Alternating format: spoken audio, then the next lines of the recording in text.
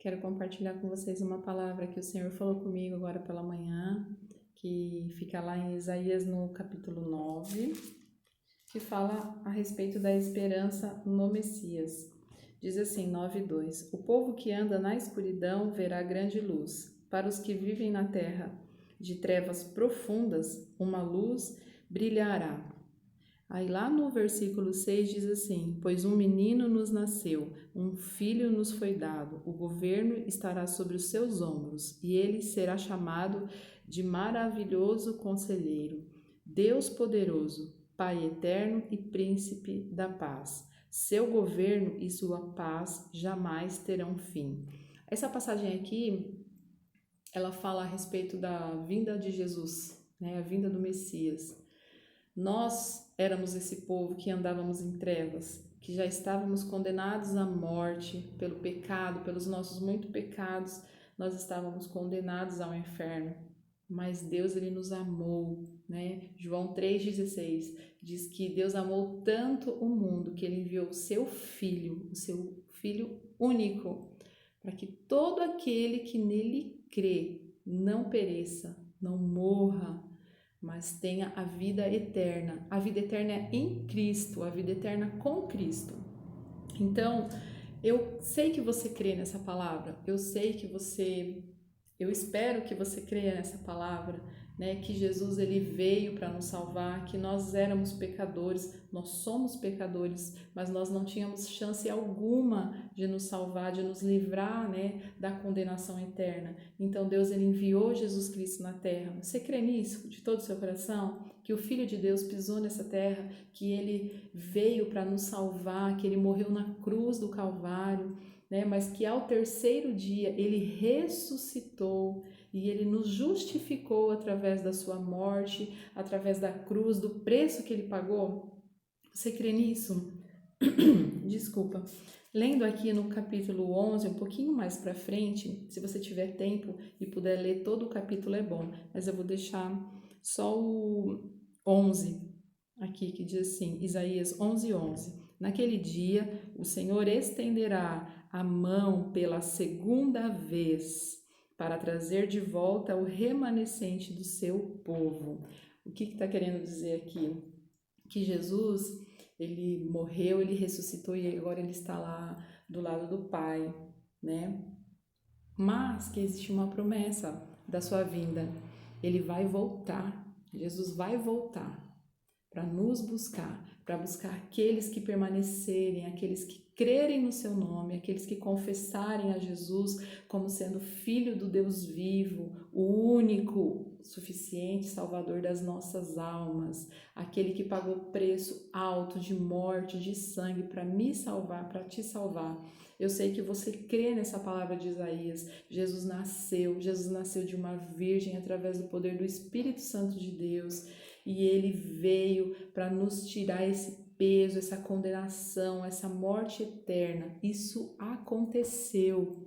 Muitas pessoas, os discípulos e muitas pessoas que viveram naquela época puderam testificar, puderam ver com seus próprios olhos que Jesus Cristo fazia milagres né, no meio do povo, que Jesus foi morto na cruz, eles puderam testificar, mas a palavra de Deus, Jesus diz assim que bem-aventurados são aqueles que viram e creram, mas mais bem-aventurados somos nós, porque nós não vimos Jesus, mas nós cremos na palavra de Jesus, nós cremos que Jesus veio, nós cremos que Jesus pagou pelos nossos pecados, nós cremos que Jesus morreu e que ele ressuscitou ao terceiro dia, e nós cremos e esperamos que Jesus vai voltar para buscar a sua igreja, como diz aqui, é uma profecia do livro de Isaías que fala que ele vai voltar para nos resgatar, aqueles que são chamados noiva de Cristo, igreja do Senhor. E para acabar, para concluir, lá no Evangelho de Mateus, no capítulo 24, eu vou ler para vocês a partir do 10. Muitos se afastarão de mim e trairão e odiarão uns aos outros. Falsos profetas surgirão em grande número e enganarão a muitos. O pecado aumentará e o amor de muitos esfriará. Olha só o que nós temos vivido nos últimos dias.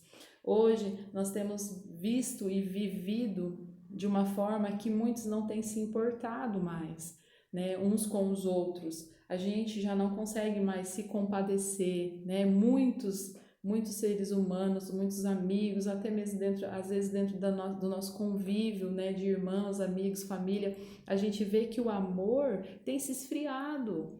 Nós não conseguimos mais pensar no próximo antes de pensar em nós mesmos, né? O amor tem se esfriado. Nós temos sido egoístas, nós temos sido egocêntricos, pensamos sempre no que é melhor para nós e para os nossos, e depois nós pensamos nos demais, mas nós precisamos entender que esse amor que é de Cristo, esse amor que Jesus colocou no nosso coração, ele tem que ser manifesto ao mundo de uma forma diferente. O amor de Jesus, ele não pode se esfriar no meu coração e no seu coração. Nós precisamos amar sim as pessoas, nós precisamos amar uns aos outros, nós precisamos chorar com os que choram, sabe? Se alegrar com a alegria daqueles que se alegram. Nós precisamos ter um mesmo coração, né, para que o reino de Jesus Cristo seja manifesto através de mim e através de você.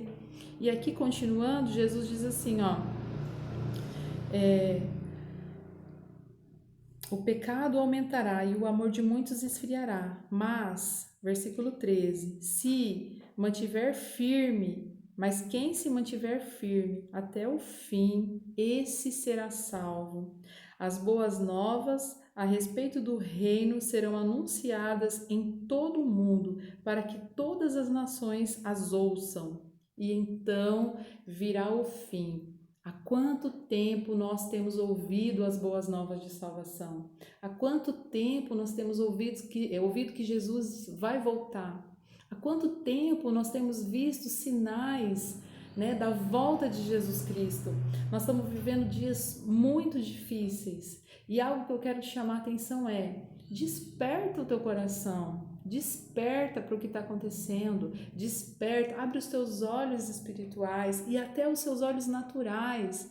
Busque mais conhecimento a respeito de tudo isso que está acontecendo dentro da palavra do Senhor, porque isso que está acontecendo são sinais da volta de Jesus. E o que eu quero perguntar para você e o que eu me perguntei hoje é: o que eu tenho feito para cuidar do meu coração e da minha alma? O que eu tenho feito para manifestar o reino de Deus diante de tanta tribulação, diante de tanta incerteza? Qual tem sido o nosso papel diante da sociedade? Tem uma palavra lá no livro de Romanos, na carta aos Romanos, que fala que a natureza, o mundo anseia pela manifestação dos filhos de Deus. Quem são os filhos de Deus? Nós, aqueles que são nascidos de Deus. Nós somos filhos de Deus, aqueles que confessaram a Jesus Cristo como Salvador. Então, o mundo aí fora está sedento, está carente, que nós, como filhos de Deus, que nós nos manifestemos diante de tudo isso que está acontecendo. Mas a gente vai para as redes sociais, a gente vai se manifestar sendo contra o governo, brigando, lutando, impondo as nossas ideias. Não, nós precisamos ir nos manifestar realmente trazendo o reino de Deus que está dentro de nós, que é o Espírito Santo, o poder de Deus nas nossas vidas, e pregar as boas novas de salvação. Então que hoje você tenha essa oportunidade de você analisar. A palavra do Senhor diz lá em 1 Coríntios, eu acredito, se eu não estou enganada, 1 Coríntios fala: examine-se, pois, o homem a si mesmo. Nós precisamos nos examinar. Não é o outro que precisa dizer se eu serei salvo ou não, se o meu coração está no Senhor ou não, mas você mesmo, eu mesma, tenho que me analisar diante da verdade bíblica. Eu estou salvo? Eu estou pronto para quando Jesus voltar, eu subir com Ele? Eu estou pronto para viver a segunda volta, a segunda vinda de Jesus? Pensa nisso e medita na palavra. Eu vou estar orando hoje às 22 horas.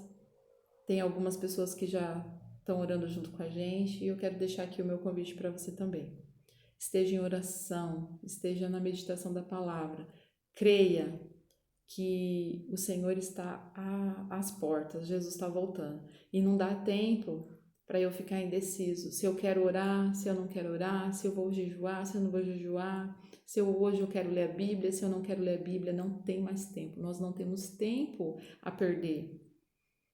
Custa muito caro, a nossa alma vale muito, né? Então não vale a pena arriscar, deixar para amanhã o que a gente pode fazer agora. Busque o Senhor enquanto se pode achar, invocai-o enquanto ele ainda está perto. Amém? Deus abençoe vocês.